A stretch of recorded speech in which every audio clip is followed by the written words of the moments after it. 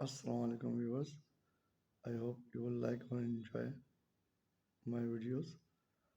आज हम बात करेंगे एक बहुत बड़ी सोच के बारे में जो हमारे माशरे में न जाने कब से परवान चढ़ रही है। वो है दीन और दुनिया एक साथ लेके चलना। अमूमन हम देखते हैं और इसका मुझे खुद अपने साथ ज़िंदगी में तजर्बा हुआ है कि हमारे घर में एक मिस्त्री साहब आते थे जो ईंट सीमेंट और दीवार वगैरह बनाने का काम करते थे।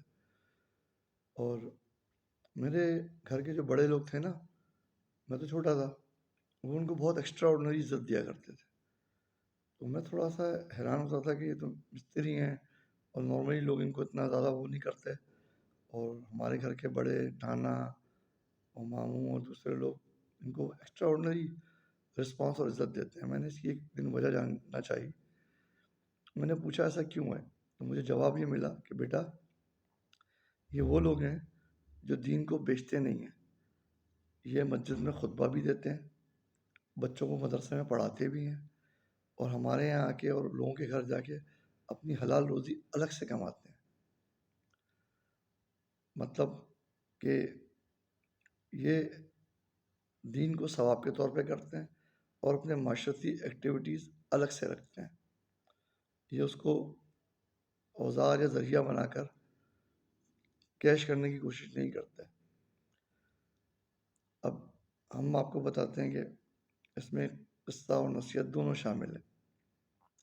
एक बहुत बड़े फैक्ट्री ओनर थे, वो दीन की तरफ चले गए, अपनी फैक्ट्रीज वगैरह बंद कर दी, कारोबारी असासे सब बेच बाच दिए, और जगह जगह तबलीगी चिल्ले जमातों में जाने लगे। बहुत से लोगों ने अलग अलग बातें करी, किसी ने अप्रिशिएट किया, किसी ने तनकीद करी। तो एक दिन वो बयान दे रहे थे अपना, और बयान में उन्होंने ये किस्सा सुनाया कि मैं इस लाइन में और इस तरफ क्यों आया। कहने लगे, मैं एक दिन अपनी फैक्ट्री में बैठा हुआ था, तो मैंने देखा कि एक लंगड़ा कुत्ता लंगड़ाता हुआ आया और मेरी फैक्ट्री के सामने जो रोड थी, पतली छोटी सी गली, उसमें लेट गया। अब मैं ये देखना चाह रहा था कि ये तो लंगड़ा है, माजूर है, बीमार है, अल्लाह ताला ने रिज़्क़ का वादा किया, मगर ये खाएगा कैसे, ये अपने लिए कैसे शिकार करेगा। इतनी ही देर में मैंने देखा एक और कुत्ता आया, उसके मुंह में कुछ बचा हुआ खाना था या कुछ शिकार किया हुआ जानवर था, वो इसने खाने के बाद बकाया इसके आगे डाल दिया, फिर इसने उससे खाया। उस दिन से मैं समझ गया कि रिज़्क़ देने वाली ज़ात अल्लाह की है।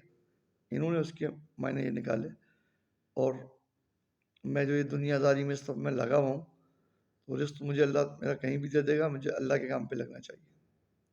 और ये सोच के मैंने सब कुछ ख़त्म कर दिया।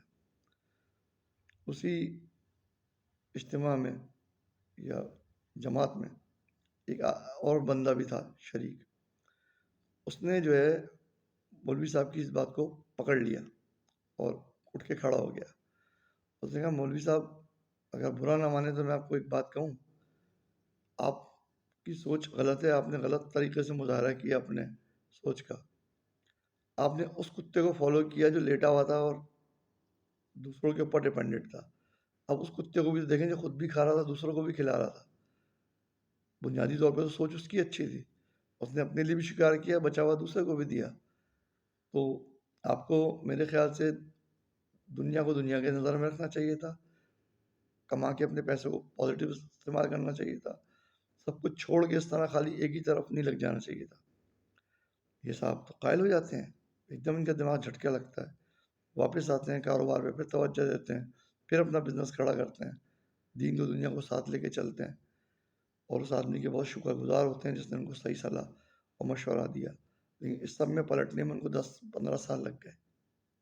होता यही है, हमारे लिए दीनी शख्सियत बहुत काबिल एहतराम है, मगर एक बहुत बड़े आलिम थे, मुझे उनका नाम एग्जैक्टली याद नहीं है, उनके मदरसे में पहली शर्त ये होती थी कि मैं सिर्फ हुनरमंद को एडमिशन दूंगा, जिससे कोई काम आता हो, भले इलेक्ट्रिशियन का, प्लम्बर का, کارپینٹر کا، کسی بھی چیز کا، بال کاٹنے کا، ہنر سیکھے بغیر میں ایڈمیشن نہیں دوں گا، یا ہنر میں ساتھ میں سکھاؤں گا بھی۔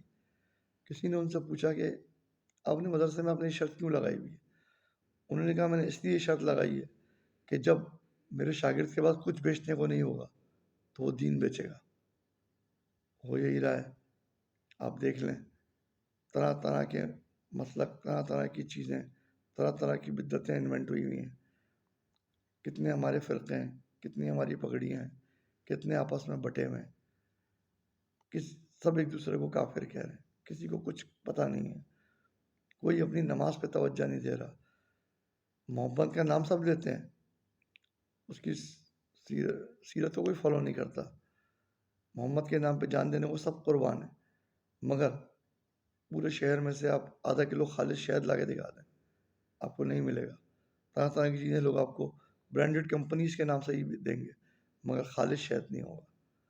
تو یہ ہماری ملاوٹ کا حال ہے، کہ کوئی چیز ہمارے یہاں خالص نہیں ملتی، دوا تک خالص نہیں ملتی، بڑی مشکل سے، جنہیں ہم یہودی اور نصارہ اور نہ جانے کیا کیا کہتے ہیں، ان کے انگریڈینٹس میں جو لکھا ہوتا ہے وہی اندر ہوتا ہے۔